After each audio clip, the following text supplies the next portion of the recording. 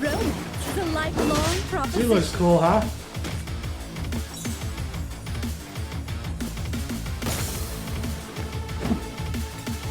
There we go. I want to see some gameplay.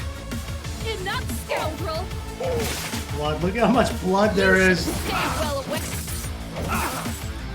I mean ketchup. I said ketchup. Awaken Chaos Era. So that looked really, really cool. Let's dive into the game. Today, we got 3 brand new heroes, 2 legendaries, and an epic. Let's do a first impressions look. Welcome, everybody. Today, we have brand new heroes, and we're going to do a first impressions, and we're going to dive right into it because I'm super excited about these heroes.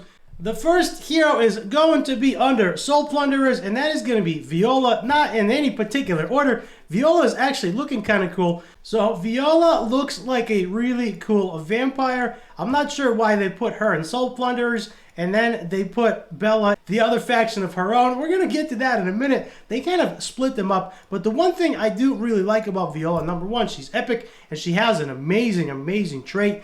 Her trait is actually an aura. It's an all team members gain 30% bonus focus.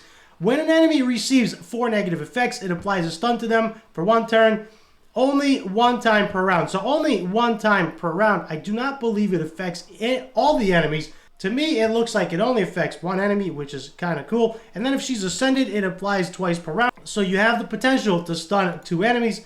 Moving on to her basic trait, she deals 110% damage to 1 enemy and duplicates a negative effect on them to another enemy. So that's kind of cool. I'm really liking that. That is something we don't see very often, the duplication of negative effects. It's only 1 duplication of 1 effect on another enemy, so it's not a lot, right? It's not going to give you a whole lot of advantage there, but that is kind of neat. I like the duplication of a negative effect. That should help, especially in much harder content. Her special deals 110% damage to all enemies. Also, drains 8% of the target's max health and heals the team member with the lowest health for the same amount. Ineffective against bosses, which makes sense. And this is kind of nice between the aura, between the focus aura and the stun. And then, of course, the life drain. This will give your team a lot more survivability. And we are now starting to see the most recent heroes come out with this healing of the lowest team member's health ability. That's been kind of interesting. It seems like that is the direction they've been going in. The single target heals. Her ultimate deals 130% damage to all enemies and applies focus down 2 and resistance down 2. This is going to be very, very good in hard Void Tower. And since she is an epic, she should be fairly easier to get and fairly easier to ascend. And of course, you can always use Awaken Soul Arcana potions, which you can get from Endless Trials if you cannot get any duplicates of her. Moving on to Donovan. Donovan is going to be in the same faction, and he actually looks really cool. I like his green hair. I like the sword and board type of characters. He looks awesome. They've always attracted me. I've always played tanks and or healers in MMOs like World of Warcraft. So moving on to Donovan. Donovan is a legendary. If we look at his trait, Berserker Imbuement. When an enemy receives shield, gains 1 rage. At 5 rage, it consumes all rage to gain 1 bonus turn. I'm not sure if he will take the turn right away. The way that I'm reading that is if the enemies receive a shield, which means there's 4 enemies on the other team, he will gain 4 rage almost instantly. So it looks to me like he has the potential to take a bonus turn on his next turn because he's only at 4 rage. But that's kind of cool. It would be a little broken if he took a bonus turn on his very first turn, but that remains to be seen.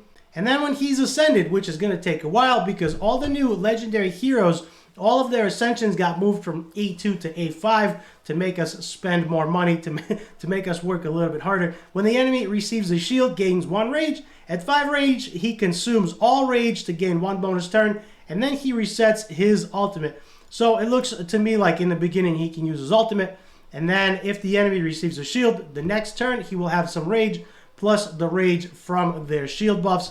And then he can take another turn and reset his ultimate. So he can potentially go twice with his ultimate, which is kind of cool, back to back. Guardian's Bash is his basic. Deals 160% damage to 1 enemy and gains 1 rage. That is okay.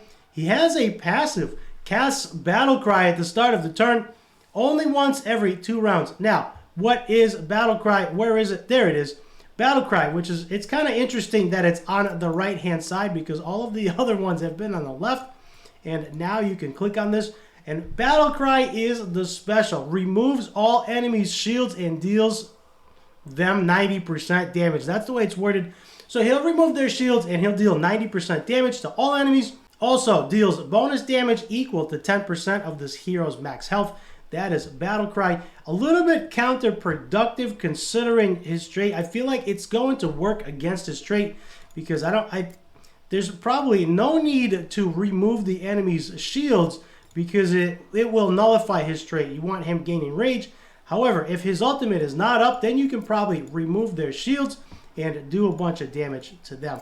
And going on to his ultimate, removes all negative effects, deals 220% damage to one enemy, also gains 2 rage. I'm not sure if one enemy is okay. I feel like it should be all of them.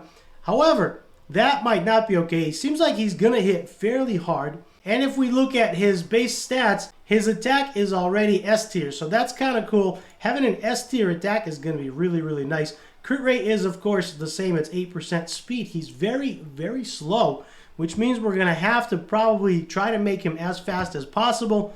But he seems like he has an interesting kit.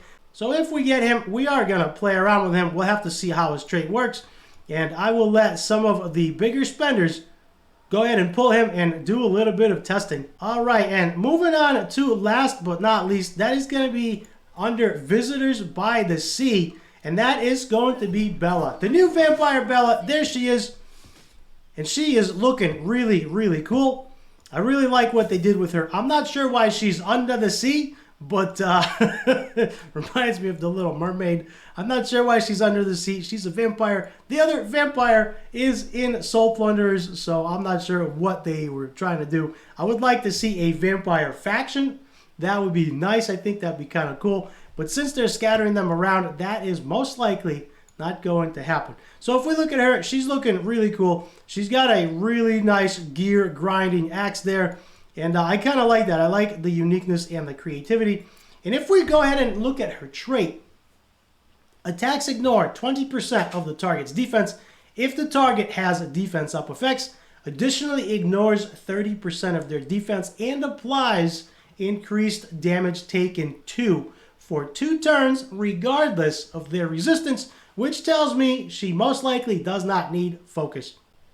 Increased damage taken 2 is, of course, plus 50% damage taken, which is really, really huge. And then the focus, do we need focus on her or not? That remains to be seen. That will have to be some testing done there. But that's the way that I'm reading it, because regardless of the resistance, means she does not need focus. If she is ascended, of course, most likely her ascension is going to be on A5. She will apply random stats up for 1 turn on herself. So that is kind of cool. The random stat is okay. Sometimes it can be attack up, it can be crit damage, damage up, and so on. I think there's probably speed, but ascending her is going to take some time. So her trait is really, really nice. I'm liking her trait. I feel like she's probably the best hero in this game update. Her basic deals 110% damage to one enemy and heals the team member with the lowest health for 50% of damage dealt. Again, we have the mechanic to heal the team member with the lowest health. This is something that they've been adding recently in the last couple of recent game updates, and it seems like this is the route they're going. And that will give the team a lot more sustainability because everybody is receiving some kind of heals, and I'm sure we can make a team with something like this going forward in the future. If we go ahead and look at her special, Invincible is the other key word here that has been released very, very recently. I feel like lots of new heroes are coming out with the keyword Invincible. She will deal 150% damage to one enemy, gain 1 stack of Invincible. The Invincible effect is removed after receiving attacks. So Invincible is the new keyword as well. That is something they've been doing very recently, and it feels like heals the team member with the lowest health. And Invincible has been almost in every single game update for the last couple of months.